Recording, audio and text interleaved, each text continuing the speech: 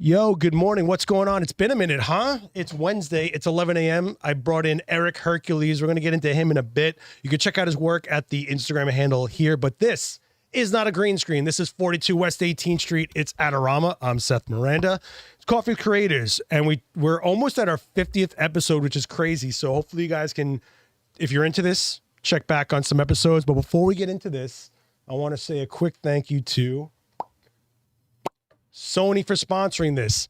Erick Hercules is actually a Sony ambassador. You know Sony. I mean, they have a massive lineup from the A9 III, which is the full frame global shutter, A1 II that just got released, which is their flagship, A7R5, you want to get 60 megapixel full frame. You have the A6000 series, which is, I think, one of the best gateways to young filmmakers to have a small camera. They can throw in a gimbal, all that stuff. And don't forget about the vlogs here. I mean, there's series upon series upon series, and the cinema line. Check out the link down below. If you're not familiar with Sony, you're probably not even part of this world. I don't know what to say anymore. It's in the fabric of our existence. And I want to say a quick thanks to Gotham Roasters for hooking us up. Yo, cheers, mate. Cheers, my What'd you get? Cappuccino with oat milk. God, so classy. It's soft. I've heard this is the way to go for you. Well, I mean, I'm a native New Yorker. It's like, it's black coffee. I know, no matter what, I know it's all right. But if you guys are ever coming to an event here, go check them out on 19th Street. Then come one block down and come hang out. Say Adorama sent you and say what's up. And also let me know what kind of babka you get, because they got a cinnamon and a chocolate. And I never know which one, and it drives me crazy. I want to know what you guys are getting out there. But let's talk about Erick Hercules. So not only a Sony ambassador, but working on a commercial level. I'm talking about working with brands. Well, you worked for brands within Netflix, HBO Max. You had stuff going on for Vogue, Fyre. I mean, your list was not Red Bull.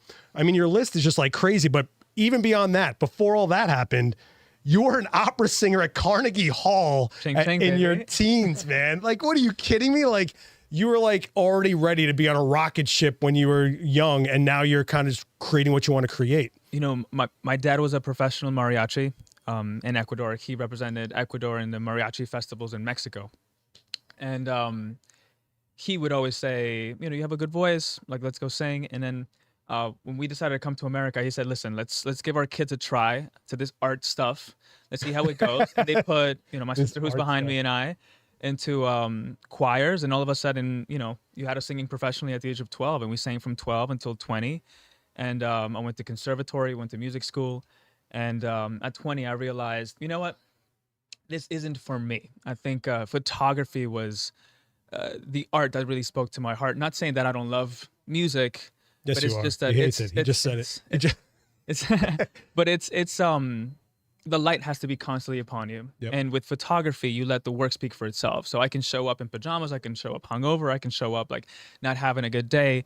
And if you're a good communicator, if you're a good, honest storyteller, you let the work speak for itself. But in opera, you have to really be present. You really have to be at your best all the time. And that kind of pressure really consumed my younger years. But, you know, photography saved me, and now we're here.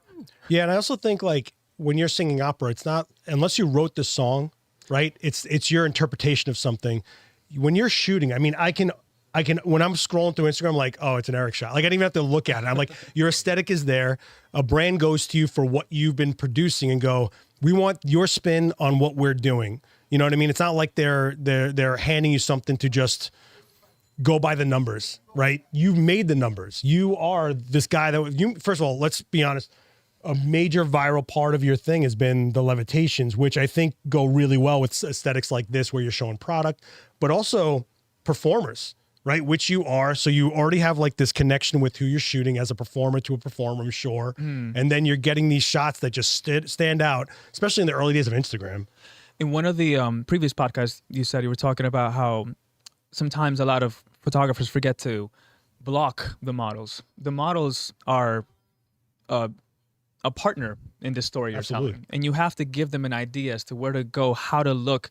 I always tell them, like, I always shoot from below. I love shooting from below because it makes my models just feel, you know, more powerful, and it gives them this sense of awe, and that I appreciate a lot. So I always tell them, like, imagine you're, you know, the president of, you know, your favorite made up country. Imagine like you run the world. What would you be doing if you ran the world today? You know, like give me that energy when you look into your eyes, or when you look at that, you know, look into the most beautiful sunset, and you'll be surprised how a little word can change the energy that people show through their faces dramatically. Oh yeah, they're not the one taking the shot. They're trying to guess where you're at and where the shot's going to end up at, and they're looking at you to direct them. I think that's one thing models, no matter what talent they are waiting for that direction to put them in the right path. They're an arrow. You're aiming them and then you let them go, right? Well said. But I think what I find, this is going to sound weird, but when I see a lot of your shots, I feel the word that always comes in my head is domineering.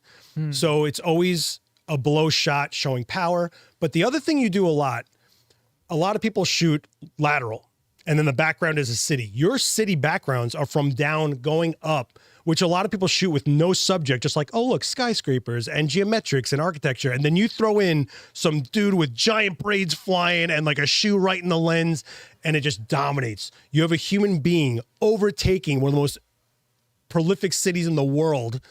That's a feat. I think it really shows a lot. Thank you.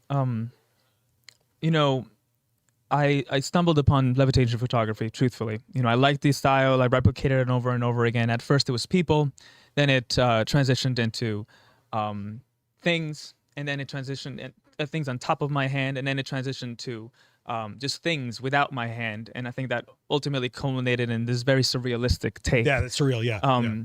But you know, after the pandemic gave me a lot of time to think about why levitation works. And for me, why levitation works is that we as human beings are always constantly looking for the answer in everything that we do and everything that we look for.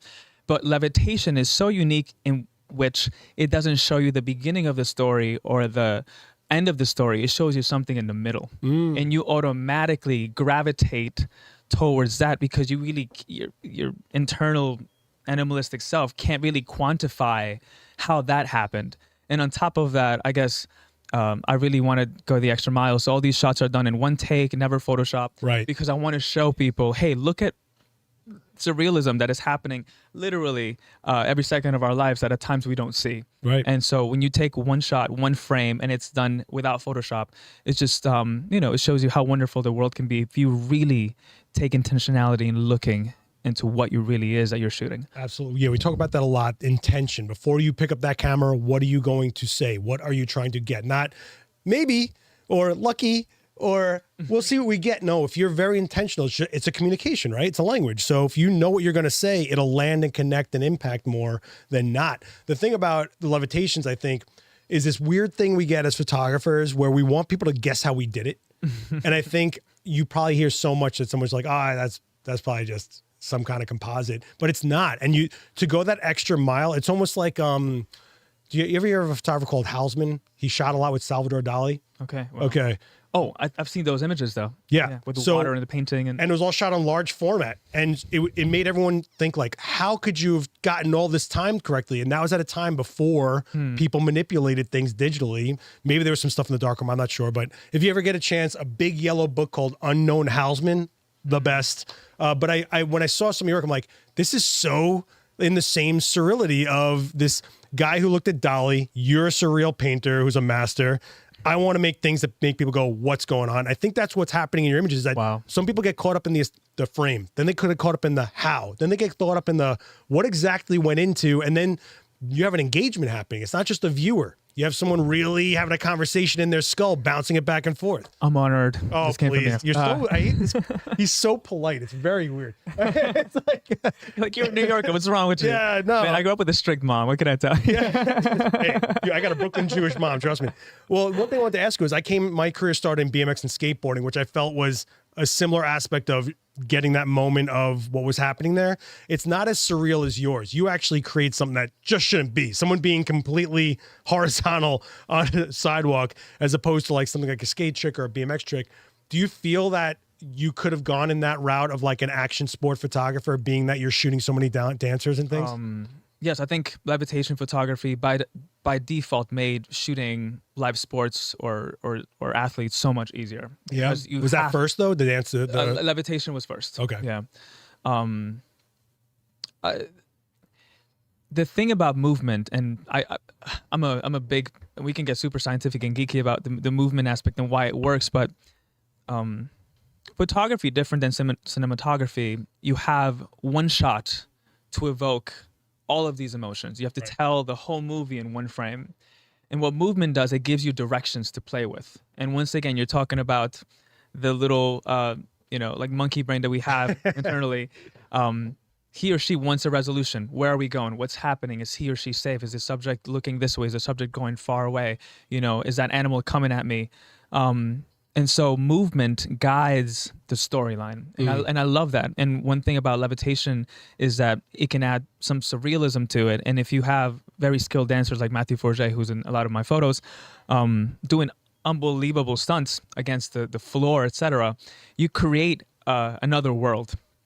And once again, I think all of my work really goes back to being present. Right. Like, dude, that surreal world is actually 3 blocks away. You just never really looked at that specific, combination of floor shot the other way at 90 degrees and a human just facing the floor in the air before, but it's there. It can be possible. And so I think the body of my work reflects upon intentionality, but also presence, man. I think we're living in such a photoshopped fake world in which we're so debilitated by so much just taking our dopamine that we forget how beautiful just being like outside actually is, how beautiful just like walking around the street. So I think all my work just reflects back on that intentionality of being present. I think all that hyper overproduced stuff is what's causing people to react more to things like shot on film, really hard on camera flash that feels more genuine. Because I think we're, especially younger generation that come to these classes, and let me know in the chat, you guys are real quiet in there. It's really weird.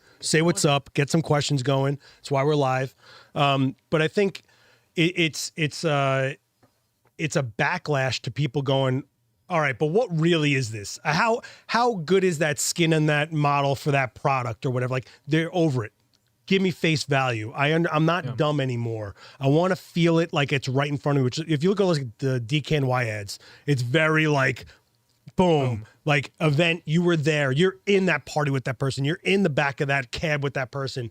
And when you start feeling like you're part of it, that's when I think it's more successful. So I think we're getting to a place where that pendulum swung from retouch it to death to, no, we want to see. Remember when everybody's skin had to be matte? Now it's all glow and sheen, and it's like, oh, healthy skin. What a weird freckles idea. Are coming back, and like freckles. Yeah. Oh man, scars. And people are human, and I think you're seeing a lot of celebrities being models now, and now they want to see what the real celebrity is, what the person is, not the character they play is. So I think there's a lot to that. But with your shots, when you're saying that like you're making a surreal environment that's only 2 blocks away, I think your surreality is in the time aspect of it, not so much the place. I think it's time and angles. I love to play with my angles as well. Which I think angle studies came along, and we can talk a little bit about that later. You're a wide angle guy. 16 to 35 all day, or give me the 12 to 24, baby. Oh my God, a 2.8, incredible. Have you ever used a depth lens? Do you know what that is? I do not. Oh, my friend. Show me. Years ago, in the early days of BMX, we used to rip out the peepholes out of doors and spot weld them to filters and put them on our lens. And they were called depth lenses because they were about 4 millimeters. So you get so close, you get hit and you die. But I mean, you could probably find some, though. Yeah.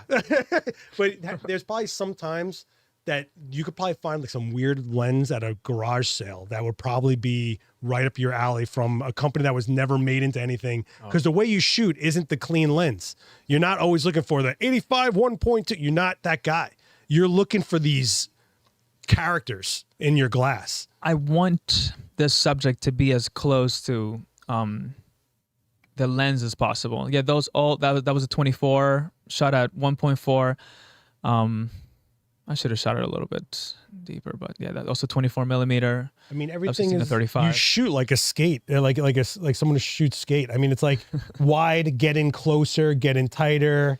And you know what's so funny? I also see, my Instagram is much more of a reflection of what I really like. So a lot of my commercial work, it is the 50 millimeter, the 70 to 200, super crop, from far away. But I think shooting commercial for 14 years just makes you want to hate the regular clean aspect of doing things. Like, let's get messy. Let's dive in. Let's be real. Let's feel the action. Yeah, dude. And I think with these lenses, you really feel the action. You really feel this, the movement. Oh no, much more closer. I think it's so funny how when you're starting out, you're striving for clean and to emulate these amazing, crispy, perfect things. And then when you get there, you're like, well, this is boring. Like, technically it's great, but I am malnourished. You know, I have a story. So Go. I remember, I forgot, I saw this gentleman. He must have been like 50, and he was shooting, like, he had already shot for 30 years of his life professionally, and we were sharing settings, and this was like at the early part of my career, and I was shooting, like, thinking I was cool, like 24 at like 1.4, super shallow, like depth of field, like levitating stuff. Yeah. And he was shooting stuff with like f8, f11, and in my head I was like, dude, you can't get things sharp yourself. Like, come on, you need, you know, you need help focusing. And then later, the older I got, the more I realized, no, it just deepens the story. So, for example, that shot that you saw with a hand and Erykah Badu in the back, I'm a little ashamed because you can't really tell that that's Erykah Badu in the back. But if I would have shot that at f8, f10, you would have seen Erykah's features. You would have known that it was her ethos, you know, and that would have added probably 20% to the story, and it would have made that, you know, that story so much more obvious to the viewer. That's interesting. And, yeah, so now all of my levitation stuff is like done at like f8, f10, and you're able to see, I shoot a lot of footwear, but you're able to see the whole texture of the foot, where no matter what angle, you know, they're at, you're able to see it. You're able to see it all. Sorry, I think I was. Well, I mean, it's just, I think it goes to say that when people get stuck in formulas, doesn't mean it's always the right application. You know, some people get a style, but then they stick and don't move and don't grow and don't realize when it's time to deviate a little bit. You know, we all get, especially someone that does lighting. If you, as a lighting guy, one of the things you end up with is a style that you're like, well, this will work. And you just lean on it all the time and go like, all right, but not everybody needs 2 rim lights. And so like, you got to look at your subject. And then I think the mature creative goes, here's my toolkit. Now I know which tools to apply to what I'm trying to do. Couldn't have said it better. Yeah. Initially, I mean, Levitation, Instagram really made me. I'm so humbled that put me in the forefront of working with brands and all that. You mean like the viral But aspect of it? Correct. Okay. But at the same time, it hurt me in that I became too niche for quite a bit. And I remember just saying to myself, dude, that's only 2% of what I can do. And so that's when I had to realize and grow up out of it and realize that levitation is also a tool, you know, and it was a technique that was developed, but it's a technique that everybody can use. So if you've never done levitation, go out, try it. I can give you all the answers, at least, 1-800 shutter speed. Fast aperture, a lot of light, you're good. Pre-focus, very important, and you're set. Talent. You need great talent. I would say, I think the talent's just a huge part of it, you know? Well, you mean just objects. I thought you meant like humans. Yeah, but I think it's also something we said that you get hired for the work you put out there. So if you're the levitation guy, you become the levitation guy. You know, I shot at zombies and creatures. They're calling me in to shoot zombies and creatures. You know what I mean? Like, it's just what you end up putting out there that are people going to know you for. Why would they go, hey, you do great levitations. I bet you do amazing food photography though. Like, they're not taking a gamble on you. They are going with the proof of concept. So if you do want to do other work, you kind of have to get off yourself and go. That's very true. Do it to produce it for yourself before you produce for anybody else. That's very, very true. I mean, right now I'm going through a switch in my career in which I'm going from photography to creative direction. And in creative direction, when you work with a lot of big agencies, they want to see a plethora of different work that you know exemplifies the different creatives that you can come up with. And it was quite interesting seeing all the things that I did that I had never even marketed, you know, before. That if you look into my Instagram, you would be like, oh, he really did that. You can do that. But you're right. I think when you're first beginning as a photographer, you want to make it in the industry. You want to be able to, you know, quit your 9 to 5. You want to be able to do this for full time. That first phase requires you to find a niche, requires you to be so damn good at something that, you know, you're top 5% of artists that do this so well that all these brands are going to hit you up for it. But the minute that you get in the door, I think you have a little bit more room to play with, in which, like, now I do levitation, but I also added angle studies, and now I also do like more commercial, like fashion, etc. That doesn't require levitation, but levitation will always be in my back pocket. And it would always be a little chip on the shoulder that I carry, for better or for worse. Yeah. You know. I think it's also about the relationships. So like, there's definitely commercial jobs I've done where while I got the art director's attention and we're working together, you got a down moment. Hey, check out this thing I did the other day. Like you show them stuff that might not be on your Instagram, but that you are producing that you think they'd be into. They go, huh, they keep you in mind. One day, a year later, you get a call. Hey, you know that IKEA thing you shot? I got to do something like that. I thought you could. And then the next thing you know, you're doing something else. Melanie in the chat's asking, do you have to try several times to get the object like a shoe at the right angle with the laces not flying the wrong way? 100%. After you do it so well, I mean, so many times, you get the hang of it and the feel. So with Levitation, so just give you the whole rundown of Levitation, and why a lot of people can't do it is that they let the camera focus for them. And what happens is when you throw the subject and you press the camera, that focusing, even if it's 1/12 of a second, can be the difference between the shot and missing the shot. Right. But if you already pre-focus it, you already have everything that's needed for the shot to be as close to perfect as you possibly can. You already pre-compose it. I recommend it. Like, let's say if I was to shoot this coffee cup, I'll put it exactly where I want it to be, and then I'll probably bring it down a little bit, and then I'll throw it to about where I want it to land. With shoes, I mean, you have to hide the laces most of the time. You realize photography, a lot of the things are just like fake, so a lot of shoes don't look as plumped, so you have to put socks in it, etc. Prop work. I mean, it's just like making something shiny that needs to look like it's shiny, or dull it down with some dulling. Like, it's all the same stuff. A lot of times with jewelry shoots, I spray with hairspray to stick it so it never moves. It's always symmetrical. Genius. Things like that. I'm learning so much with you today. Yeah, please go. No, it's and you're pointing out to a good thing, which is preparation before the actual shot is key. Because what happens is sometimes if you don't prepare the shoelaces or all that, then it's gonna look messy. And no matter if you get the right angle, the right angle of the model with the jewelry, if the jewelry is not set correctly, it's gonna look a little bit messy. And for the perfectionistic people out there, I know that we'd like to do as best of a job as we can. Sometimes that 0.2% can make the difference once again between the shot and the shot that is almost there, but it's not quite that. Yeah, we were talking about that before we went live. It's people don't realize what that 2% is like when it's not there. And I was saying to him, like, civilians don't know what we know or trained to see what we see, but they know how they feel. And so if I'm constructing a scene that is supposed to look like something that people can recognize, like let's say a bar scene or some kind of rainy night scene or whatever, they know what that feels like. They have subconscious emotions that they're connecting to. If you can get it as close to the way it organically should look, yet still elevated, they'll invoke and connect with it. That's when we did our job. It's not what's the formula for doing a sitcom scene where it looks like it's, when it's nighttime, but it's not nighttime so much, just like blue. It's something like that. Like, no, when we can really make them feel like they remember how they felt when they were in a similar situation, you've really got them. You really build an audience. The other thing I wanted to say about when you were talking about the pre-focus, that's the other thing, guys. Like, no matter how much amazing technology we have, they're still tools. They don't know what we're trying to do as creatives. It'll make things easier, faster. There'll be things that we can cut out and shortcut. But in the end, it has no idea that you're waiting for that shoe to be in the middle of the frame as opposed to when it starts out of frame. It doesn't know. So you kind of always have to remember that no matter what is told to you about what's in your hands, it's your hands. I think it's important. Paul's actually saying, as a portrait photographer, I try retouching less to have a closer to reality look.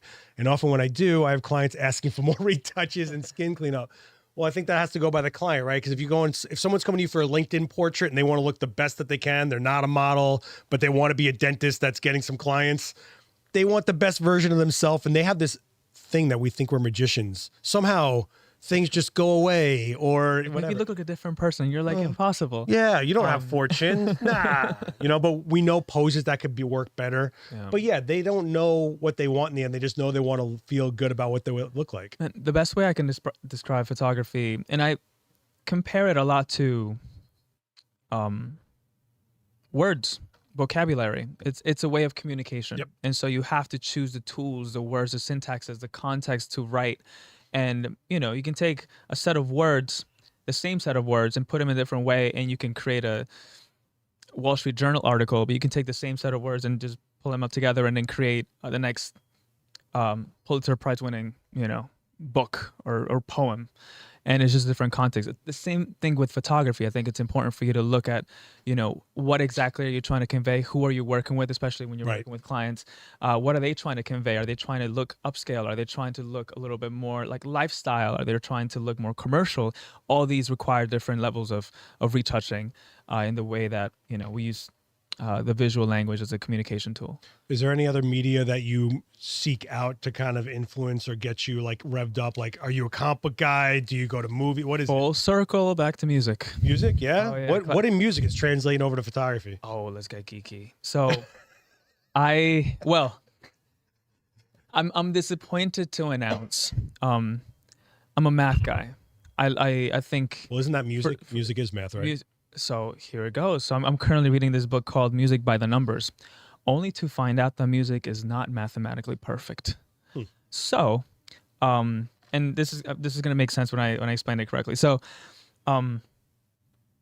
Pythagoras essentially delayed the progress of music by a couple of hundred years because he was looking for perfection, and he was just preaching at the fact that numbers are everywhere, etc. But what happens is when you divide all these 12 notes into the Pythagorean mathematical evenness, it turns out that the beginning do and the end do are slightly off in hertz.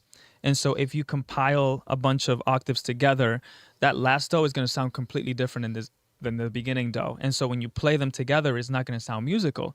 So back in the day, during Pythagoras' time, you can only play certain notes, and you can only play in a certain set of keys. And if you went and played, a note that wasn't there, or a note that sounded good but didn't exist within that context, it was like the devil note. And it wasn't until this other mathematician came in with the idea, okay, I like us to divide, a musical scale within 12 notes, but instead of having the Pythagorean differentiation, we're going to even them out. So then we're going to make them semitones. So then that's why from do to re is the same as from re to mi, from mi to, fa sharp or whatever. So it's like there's actually, he evened it out. So now essentially all the octaves can play together. And around the same time, the pianoforte, which is the piano now, was coming about. So now you have this freedom to choose all these 12 notes and create magic from it. All to say, music is slightly off, but the stories, and I think this is more important than anything, is not the math that makes music perfect. It's the stories that we utilize this music, this tool, that make it all worth it. It's the stories at the end of the day. We're story creatures. We blend and we create culture based on stories. When we see a photograph that touches us, it's touching a part of a story, a part of our psyche, a part of our archetype, or part of our culture. Similar with music. And so the reason why I say this is because, I had kind of like an existential crisis during the pandemic in which I realized, man, we're going through tough times in America, and here I was like working for the man while fighting the man, and my perfectionism had kind of gotten out of control yet. Like I didn't shoot anything unless it was like the perfect lighting, the perfect setup, the perfect everything. And I was losing on so many moments of just being. And I remember I went to this museum, LACMA in LA, and I saw how Picasso, this whole blue period collection of Picasso's, blue series. And it was he painted that during a time where he was very depressed. I think one of his best friends died. And then one day he woke up and he's like, screw it, I'm going to go for Cubism. And he just started doing Cubism right after that. And so that went to show me that there's chapters in your life. So essentially chapters in your creative life. And that's when I started angle studies. And angle studies to me was the mathematical equation of the visual language of music theory. So I was trying to bring the music theory that I had learned into photography and try to find the answer, try to find the angles. My theory was, if I take something so random, like across the street, there's these metal bars or whatever, and if I frame them a certain way, and if you feel something, by definition, that angle had an important value, because right now when you look at that, you're like, whatever, it's a bunch of New York structures and textures. But if you frame all that within the variables you've given yourself, and you create some sort of cohesive story out of nothing, as almost like a painting, and if it makes you feel something, then that angle has value.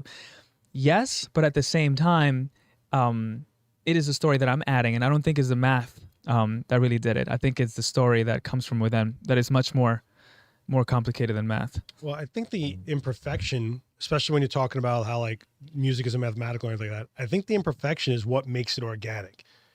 We're ephemeral. We change as we age.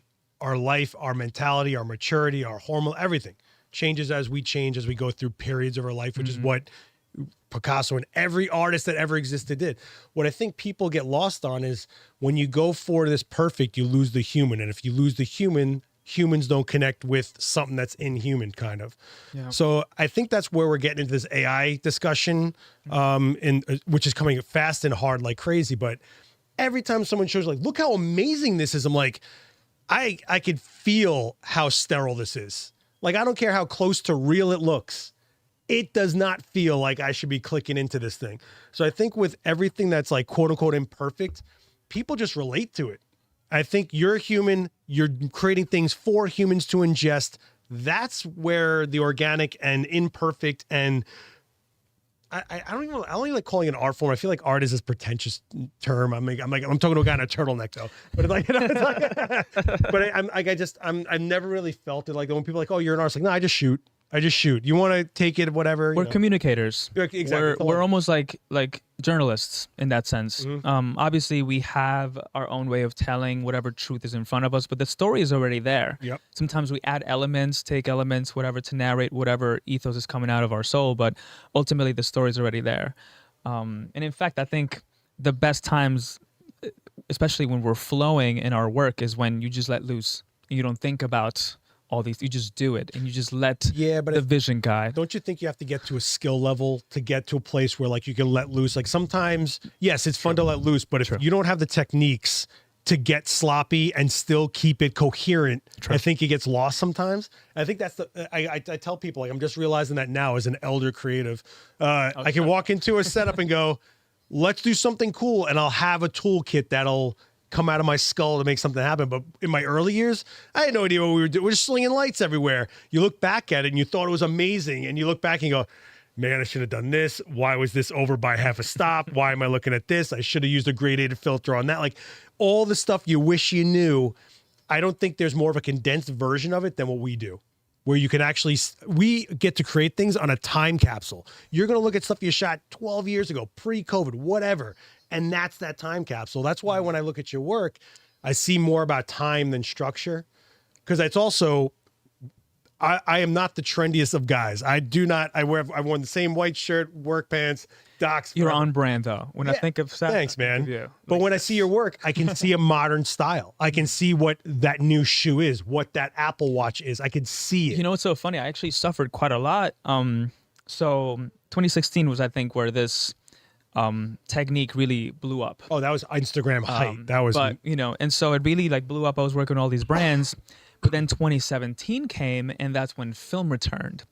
And I remember I had a choice as a businessman, as a creative. The business side told me, get onto film, start shooting more like lo-fi, like lifestyle stuff, like kind of like not really trying hard, vibey stuff. And you're going to keep working with these brands, or stick to your guns and stick to your art and see where that goes. And for the next 3 years, dude, I went from having all these gigs to having almost no gigs. And it was either me fighting for the life of my artistry going through, or me selling out to the quote unquote trendiness. And it was tough. It was tough. But it's funny because as life would have it, usually when you're about to give up, something great happens. And I was about to go back into like the corporate world and be like a creative director there or something. And I get a brand call, and one of these brands is like, dude, we love your style. We want it back. And all of a sudden it's picking up again. Yeah. Pendulums. Yeah. And you come to realize that sometimes when you stick to your gun, it takes a little bit, but it goes to test and it goes to fortify your vision. Because during that time when I was not doing what was trendy, I was sharpening my current skills. So by the time the pendulum swings back, I'm even better than what I was before. And now I'm able to provide much more value, and I'm actually able to be like comparatively just like my own vision, as opposed to you're hiring me for the trends that you want me to follow. Yeah, but have you ever thought about, instead of it being just you and your shooting, but Erick Hercules is an umbrella, so maybe you bring a second shooter that does do the vibey shots while you're doing the clean corporate. like not clean corporate, but like, you know what I'm talking about, like the commercial campaign stuff. And then it's not just only your shots, but you're providing an entire platform for people to plug into. Have you ever thought about doing it like that? So through my creative agency, Hercules New York, we do that. So a lot of the stuff that, you know, you will never see in my Instagram page, but it is more like that aspect. I mean, somebody has to pay the bills, right? So like, yeah, I did sell out in that side, but I no longer, I mean, yeah, you do have to pay bills, right? So I do that for corporate clients, for brand clients. But I try to keep my creative identity separate than the work identity, because those are two different things. Pros and cons to that. There's definitely the con aspect of, as we spoke about, they only see me as that like surreal photographer. They don't really see me as a person that can do all of the other stuff. So I have to sell a lot more through the back end, more than anybody would, you know, hire me on Instagram per se. Huh, that's interesting. I feel like you skate this crazy line of it's high creative, but it is absolutely commercial. Like it's one of those like, and it's a really great place to be, because commercial, while it has to be like at a level, they want to stand out. Yeah. You know, when you see a Subway ad, it could be noise or it could be something people remember for a split second. And I think it's you're in a really good place as far as that goes. Guys, we've got a bunch of you in this chat. You might want to hit like if you want to support this. That'd be great. But let me know what you guys are thinking about in this chat. I mean, we had Erick Hercules here in New York when we did the Sony rooftop event, which we do, I think like every October or something like that. But I was like, man, Erick Hercules on a rooftop levitations. This is going to be interesting. We have heard about each other, and I think that was the first time that you and I got to sit down and talk. And that's when I realized, like, Seth is the man. Oh, please stop. No, and now I'm going to have a little bit of time to compliment you, but I don't think we can compliment you enough. The fact that you bring communities together and you've opened the floodgates of information and everybody that you bring here, so many inspiring characters from all different niches. And somehow, some way, we all speak that same language of we're just trying to tell an honest story. Without us, there's no industry. Without community, there is no industry. Without us, there is no community. You know, so you guys are part of it, but I think it's important that, and I told you, like, there's so many people from like smaller areas that don't. We're very lucky in New York. I mean, we are inundated with this being, I know that we sound like New Yorkers, or we say like the center of the universe, or whatever, but like there's so much happening here. There's so much of the moment here. There's so much importance and weight in what happens here. But there's someone out there in a small town just trying to be creative. And I think it's important that they have a lifeline to creative communities they might not get to. You know, I think if I only had people talking to me in such a platform when I was starting out, I mean, my career started in like 2000, right? There was no YouTube. There was no like free information. You were chasing any scrap of it. You had the real, like the OG. You never assisted anyone? No. What? No, you really, no. You never lugged a camera bag for anybody? You never went on a set and taped some lines down? No, which Man, I'm the actually. Silver Spoon kids. You see this era? You Unbelievable. Instagram. Oh. Which I'm very sad about. I mean, although, you know, I started working when I was like 8, my dad will like take me to construction sites and be like, dude, you got to fix that. You were singing opera at 16. Like, what are you, crazy? You can do both. You can do both. You can work in construction in the weekends and sing opera, you know, during the week. But dad and mom always told me that, you know, as long as you do something, do it well, and also be a doer. There's this word in Spanish called comedido, which means be useful, I would say, the best translation. Cool. So the story goes, you go to your grandma's kitchen, she's cooking onions, mom is like, you know, like setting up the rice. You look, and if there's nothing to do, you take the broom and you just broom, you know, like be of help. Right. And so I think that really helped me going forward in my artistry, because no matter where I was, even if I was the main photographer, I would also log stuff. I would be my own assistant. I wouldn't add this hierarchical aspect of like, I'm better than you because I'm doing this role or whatever, you know? So for me, it's always been a team sport. And I think that's where, sometimes we forget it's a team sport. When you're working with models, when you're working with a production, you want everybody to be in their A game. You want to support everybody. You want to make everybody feel welcome. Yep. You want to make sure that you empower everybody, learn from everybody, ask questions. How are they doing? And sometimes you'd be surprised the ideas that come out of, you know, the assistant, you know, end up making it into the big campaigns. So, you know, it's a team sport, and I think we all win by being just gracious and humble. Yeah. Speaking of teams, I got Sal D'Elia back here, who's the guy behind Shoot for Speed and all the stuff that's on Adorama. Didn't he shoot you with a wide angle Sony lens video? Was that? He did. Which video was it? 14 millimeter, baby. Come up here. I think it was a 12 to 24? No, it was 14, it was a prime, right? I think it might be like the man. Yeah. If you guys don't know Sal, if you check out the channel Shoot for Speed with Jamie Price, me and him were in Spain shooting that, but also TTL, New York Rhapsody, all the short films and He's stuff. a walking production company, this man. Every time that I've seen a big film from him, I'm like, dude, how many people? Just 2. It's your episode.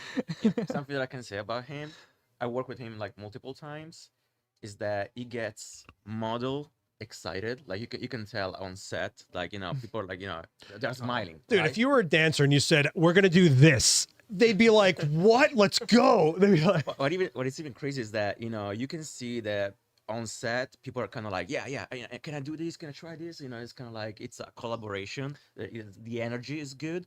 And then once he shows like the photos, exactly. Yeah. It's kind of like, oh my God. Yeah, let's do, so, And they want to do more backflips. Yeah. You know what I mean? Yeah. Everybody wins.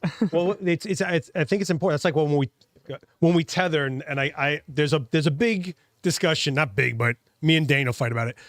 There's a discussion when you tether. Do you let the client see the model, the monitor, or do you not show it to them till they're ready? I always show it the whole time. I'll show the whole thing. as Yeah, well. there's a collaboration. How do they know where you're going? You're trying to get them somewhere. But I think what's really cool is you get people that are already talented, and then they're finally getting a moment to really show it, and you're bringing it to them. That is the perfect collaboration of pulling it over a goal line. You're awesome at this. I'm doing this cool thing. We're going to make something that's immortal forever. Yes, your images are immortal. Once it's on the internet, goodbye. Like it's out there forever. But that dancer, they have short lifespans. They got 5-10 years of a career. I mean, I shot ballet years ago. Those girls had like 5 good years. Yeah. And you're part of that. You're part of making sure that they're getting their peak documented. Do you feel that responsibility? When you say it like that, I do. And there's been many times where the models clearly have to rest up. They are doing very, very difficult. Oh, when you almost do the life. workshops, I got to tell you, I feel so bad for your models. It's like 1,000 people trying to shoot this person doing a levitation 40 times. I'm like, Oh, it takes so much, dude, so much energy. Well, Melanie's actually asking, do they have a crash pad to land on? No, I mean, no, unfortunately not. In big productions sometimes, but that is definitely, I should look into that. I should carry around a big land. Well, don't you think they did that? They did the work with the crash pad to get to a point where you're photographing them, right? They did the training. They developed the skill and the talent to do that. It is wild to see it in person because it's like, and then you don't even realize what just came out of. I mean, when you were saying this is a conversation, it's a team effort, and it really is, because as a photographer, you have this responsibility to try to get the image in the first or second shot. Right. Because you don't want them to do this 15 times, because by then you're tired and they're even more tired. And then by then you're able to feel that energy come across to the image. Yeah. And so your job is to hype them up, get them at their peak. And then the first and second time, look, we got it. Yep. And there's nothing more. I think this is the part of Levitation that I'm so addicted to, is getting that shot within the first or second image. Obviously I've been doing this for a long time, and I can't wait for you guys to try it and perfect it.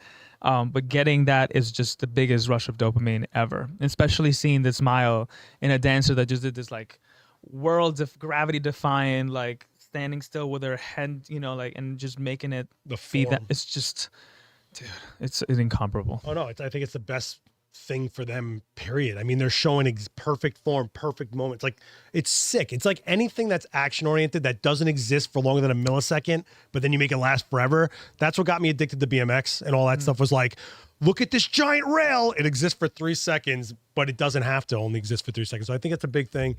Scott Davis is asking, do you find it difficult for new clients to see the art in your vision of captures? I'm a street guy that also does commercial work. Finding the new clients have a hard time understanding it. So do they even understand what you're trying to show them? I think that's where the business side comes to play. You have to be able to narrate, especially I think is left brainers, the qualitative people that work in offices and Excel sheets. But you have to show them the value of how that will add to the brand or to their sales or to the way that people appreciate their images, So building my portfolio, I started with smaller brands just to build a cachet, like just to build enough portfolio for me to level up and then show it to slightly bigger brands, and then did that whole thing. And then these slightly bigger brands, build a portfolio of that, and then showed it to the bigger brands. So it built up eventually. And eventually now you have a roster of brands that, that trust you. And so it's easier to have these conversations when brands trust you, and you're able to pull up and say, look at all these images that I've done for these brands, and it works because they keep coming back. But when it comes to selling the vision, I would highly recommend for you to look into making creative decks that speak about the creative output. Like, this is my story, and also this is how it's going to blend with your brand. So for example, let's say I'm shooting a campaign for the new Sony lens, like let's say it's a 12 millimeter super wide. I'll go and, select specific locations from the city and let them know, like, this is going to highlight, the width of the lens and all the things that I can capture within one frame, etc. And so from there, you're telling them, hey, like, I'm giving you value for what you're asking, but also from the creative perspective, it's giving me the freedom to choose exactly what it is that I want to capture. So it's a conversation. Essentially, take what you want to shoot and then frame it in a way that adds value to the client. Yeah, I mean, you're selling it. You're selling them the concept of hiring you and what you're going to produce. But I think having the hardest part is the years of building relationships with any type of client, so that when other people go like, why should I hire you? Well, they all trusted me and they came back, which shows I built a relationship, which means I'm easy to work with. I did it properly. They're happy with it. You'll be happy with it. The hardest thing is getting that built up. You're going to have to start somewhere. And guys, like, photography, it's a slow, it's a marathon. It's a marathon. Correct. It's a long-term game. And there's been clients whom I've met, and for some reason, we didn't shoot that campaign, but I stayed in touch, and they saw my work, and it developed throughout the years. And then 10 years later, they will say, hey, I think we're ready for the first campaign. And you multiply that times 15 people. That's like 15 new campaigns that you will get throughout your lifetime because you were a nice, honest, easy to work person that just kept it, to themselves. Oh, this is the video. Sal threw this in the chat. I figured we'd pull it up. Oh, look at this young guy. Look at this, the wide eye. Opera singing hair days. Look at that. Oh my gosh, look at this guy. So 14 millimeter 1.8, which 14 millimeter on full frame. Ooh. I don't care what brand you shoot. It's such a fun focal length. And this one doesn't have a chromatic aberration or the distortion on the side. So look at those lines in the back. Oh, rectilinear, baby. Genius. But so good. What's crazy is they actually used to shoot the Macy's window displays with 14 millimeter specifically. That was I think Kent Miller was the guy behind it. He's a friend of ours. But 14 is a special focal. I don't think people realize like that 14 is a very cool focal length. Look at this guy, Spider-Man and out. I mean, look at those lines. So much city. But that's what I'm saying is like your background is the vertical, which is what's cool because so many people shoot lateral. And I just think that's really cool. So what are you doing here? You pre-focusing? What are you doing? So I pre-focused. When he showed up, I just told him to come in, give me his hand to about where he was going to jump, pre-focused. And then when he jumped, I just did that one shot. Man. Yeah, and you can tell a little bit of the bokeh in the back of this one. I think it was shot at a 2.8 or... Well, I mean, you're shooting at such high shutter speeds, having 1.8, letting all that light flood in means you're going to like 2,000, 3,000. This one is the one that I like the most because it was so close to the lens, and yet you're able to see so much story in the back. And as you can tell, I've evolved from, I mean, you still have that bokeh, and I think this was shot like, I forgot the exact aperture, but like 5 or so or something like that. Tells a little bit more of the story. Yeah, I mean, but being able to shoot at the shutter speeds you're at, that you need a lot of light coming into that camera to get there, Oh, light is, I mean, without light, there's no photography. And I feel like... Look how far away he looks and you were so close. Dude. I love 14s, man. I mean, it adds that surrealism aspect, like he threw that tape towards you. When you got this lens in your hand that day, it was the first time you got the lens in your hand. Like we were just like, oh, we're crazy. I posted a bunch of these like for months afterwards. Cool. I had so many to play with. What's your go-to for wide angles? 16 to 35 due to the just the versatility of it. Yeah. At 35 you can still shoot something pretty wide in it, and that 2.8 gives you that bokeh. And how about video? You getting into more video shooting? I'm just getting into it now. I've done a couple of things before, not really serious. Once again, I think during the pandemic I realized my insecurities, and that was one of my insecurities. There's such an animal, and as a perfectionist, dude, it's the worst because you want to have massive control over everything, but not your battling with 20 different things. And so framing, so, I mean, you're Jay, I got to sit down with you one of these days, but it's framing, timing, music, layers of, you know, all these things. It's with what you do, I figured your problem would be like making it a length of time because you're so used to just bang, you know, like actually making a video. Because I think one of the mistakes I always made when I was shooting video was I filmed something for like a split second and I'm like, oh, that wasn't enough footage. You know, like you just don't have a concept of it. Yeah, it's wild. So are you going into anything else like animations or anything? Or are you just sticking straight through like real? Well, I'm playing a lot with AI right now simply because of the, I mean, it's a new world. What are you doing with it though? Concepting more than anything. And there's a lot of things that I find very hard to actually film. I have this one story that I'm working on, which is about a pawn becoming a queen. But filming how a pawn becomes a queen, you probably need like anamorphic lenses or lenses that are super, super close to the subject. It's very hard to do. You want to give it life. You want to give this pawn, this piece of plastic, a life, and it's very hard to do that with real film. But I feel like if you do it through animation or through a different setting like that, almost like Disney or something like that, like it can be something fun. So I'm concepting a lot of those ideas through. That's smart. It's just like mood boarding or anything else, except you're actually creating something specific and customized rather than this looks similar to what I'm doing. Like I hate mood boards. Sometimes they feel like a kindergarten project. But in it's your such face. a must, right? I mean, you're a creative, so if I were to tell you the story, you'd automatically get it. But there's people that just, I guess, just don't have that side of the brain. It helps models, I find. They get a vibe. They get the vibe. You can't relay a vibe and then you show it to them. I get that. Have you been to that chess store in the Lower East Side? The whole store's chess. My girlfriend lives a block and a half away. Oh, nice. All the time, dude. Yo, it's a piece of art. Like the marble and all this stuff. And I learned like there's names to the different size squares. Well, that's a 2x2. I'm like, what? There's an art to it. Yeah, I know. And it's crazy. Well, I think it's really amazing in New York. You can walk through Washington Square Park and find a homeless guy who's like amazing at chess, like burning through people like on the. It's so cool. That's an aspect of New York that you just can't compare. No. You know, when we speak about what stories we're trying to say, and I've heard this mentioned in a lot of your podcasts, but it goes back to you living a proper life outside of photography. So, and I think what makes New York so special is that just me walking from here to the subway, I can have a whole story that can just add, change the way you think about something. Just can add to the data points that when that I can pull from whenever I'm shooting something. And you know, if you're not living in a big city, go out a little bit more. Go to places that you normally don't go to. Have conversations with like people that are not like you. I think photographers, we become better at storytelling when we're able to be a little bit more human, like we were saying a little bit earlier. And you become a little bit more human by having all these interactions with different layers of people that you probably wouldn't have if you were to, you know, be a little bit more distant. It's hard to get perspective points when you're only surrounded by one perspective. And I think that's one of the things I love about New York. When people ask me like, what's your favorite thing about New York? I always just say the randomness. I have no idea what's going to hit me today. I have no idea what's going to happen on that train, on that platform, what that guy's going to yell, what that sticker's going to say, what that wall changed into, that mural I like is gone, what happened. Everything, it never feels the same. And I've lived here my whole life. And I always wonder what it's got to be like for someone that's been in an area that it's never changed and has always been the same way. And I think you're right. The best thing you can do is get yourself out there. If you want to go to an area that's got those famous museums, go, see it in person. It's a lot different than seeing a textbook or online or something like that. Have you seen the guy that 3D prints the crazy chess pieces? Oh, Michael, you just put me on. They have a transforming pawn.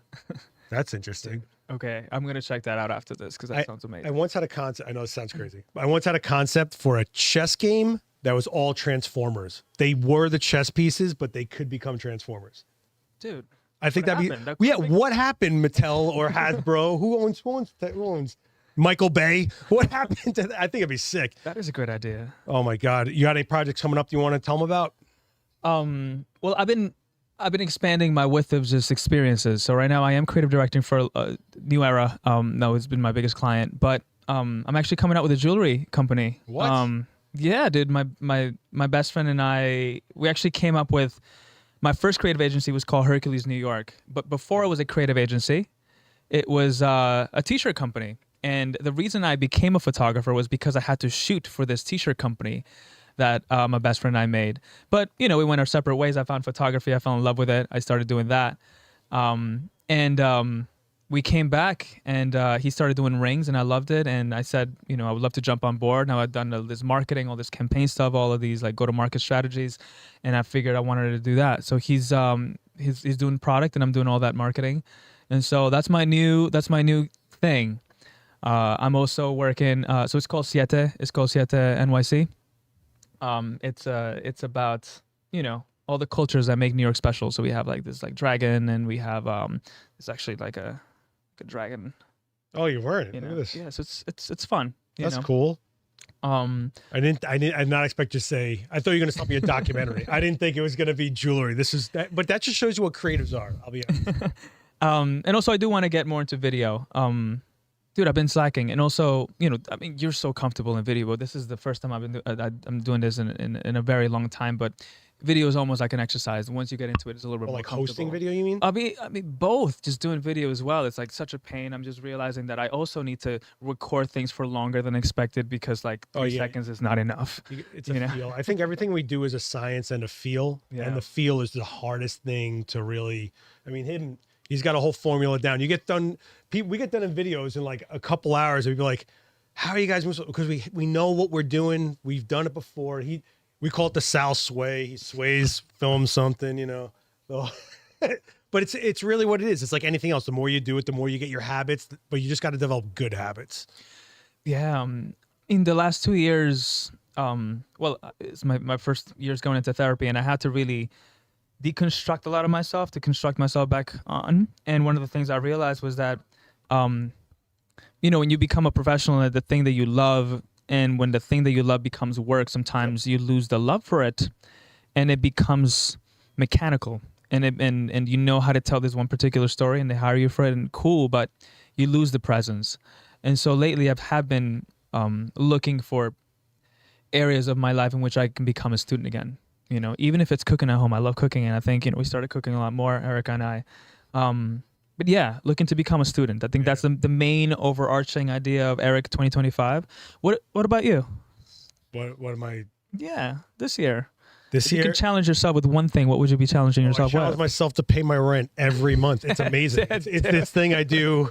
Like, you know, I'll be honest with you, man. I think I do so much that by the end I'm so fried that the biggest challenge to me is getting up and going back at it. And I consider it very lucky that we get to do what we do, that I get to make a living doing what I do, and that you guys even show up for half of this stuff. But the reality is, like, that's the thing that I can't take for granted, you know? And I think that's what kind of keeps me going. As far as like personal projects, after I've shot all this other stuff, the last thing I want to do is pick up a camera. So I would say I'm hoping to find some kind of other creative outlet that'll make me like want to actually go do it.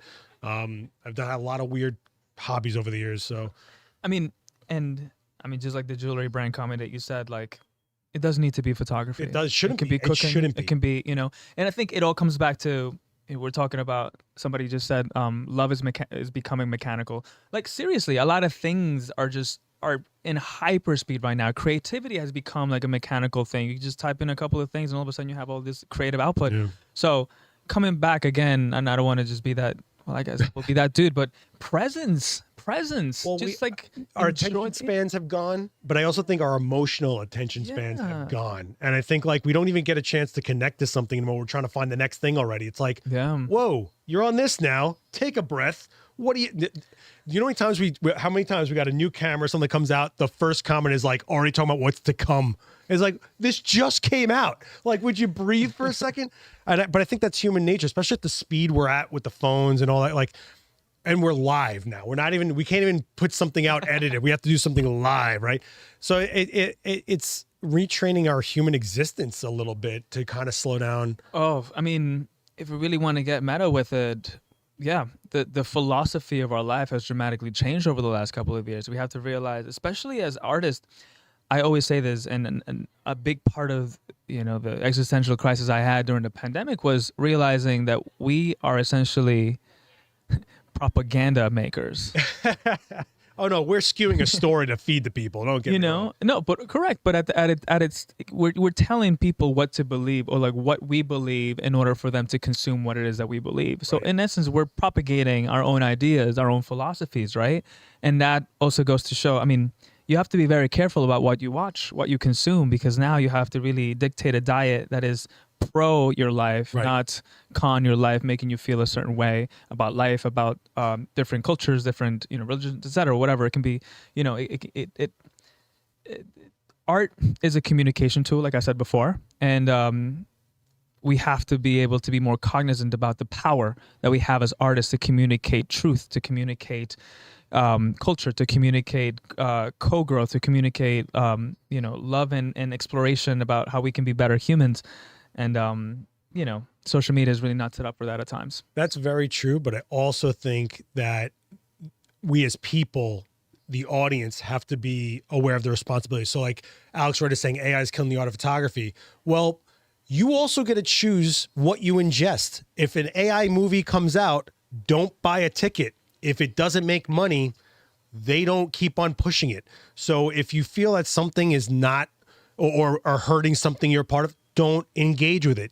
Don't hit like on that AI thing, because don't propagate like this momentum for it if you're not for it.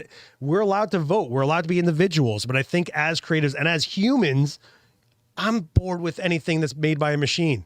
I want to see what someone that's in the same organic life form as me is going to put out there as something they got to say, a perspective point, a technique level, a skill level, whatever. It's that human to human connection that I don't think any AI will ever be able to replicate. Exactly. Is the fact, the little nuances of you moving to your left to the right, it just shows me much more information about me just integrating with you as a human. Or that it actually existed in front of the lens, that actually happened. It was there. I mean, what do you, so what happens if a shoe company starts going like, Eric, we're actually all right. We're going to AI the next one that's based on your style. What happens then, right? And we're going to levitate it ourselves in Mid-Journey. What happens then? I mean, it's already been photoshopped plenty of times. So yeah. I'm not worried about that. But I think maybe I'm too idealistic with it.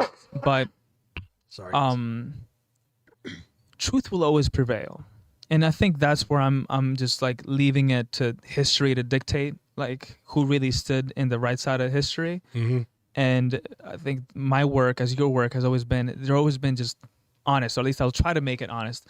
There's aspects of my work that it speak to the higher level of a human potential. Like I human potential. I love to aim for that. It's nice. Like we can be better. Like this thing is surreal, but it's in real life. Like it actually happened. So just put that into perspective and really think about that. That thing that looked impossible actually happened. So how many things in your life can be considered surreal that you just didn't look correctly, didn't take a time, didn't take 1/800th of a second to look and be like, whoa, that was really cool, right? And so bringing it back to presence, and so I think we as artists have a duty to be honest with our truth, with that. And I think commerciality at times mixes the dance between what success really is, or what it is the purpose of art is. Right now art has become much more communicative in terms of like it's content now. It's not just considered like something you're going to look and appreciate in your wall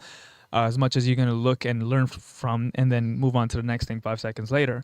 So but I've always said, once again, maybe I'm wrong in this, but I am comparing the visual narrative to words. There are things to last today, like a newspaper written with all the same words, but there are things like, the Odyssey that is meant to last forever and is meant to teach humans a little bit about the psyche of the archetype we're building together. And remember, we're building these archetypes, what we consider as the hero, the villain, the underdog, all these things. We, as creatives, or as people living in this existence, we narrate it. So as storytellers, maybe we can, add a little bit of humanity to that archetype building. Yeah, I think that's a good place to leave it. I think human potential is probably I'm going to leave it on that. I think that's really what we were talking about this whole time here. And I really think that's a nice phrase. That's your homework, guys. Think about it. human potential. And presence. Check out Erick's work here at Instagram and all his other stuff. Don't forget to check him out on this channel. We've had a bunch of videos with him and the Sony workshop. I think we did a video on the Sony workshop, right? Yeah, we did.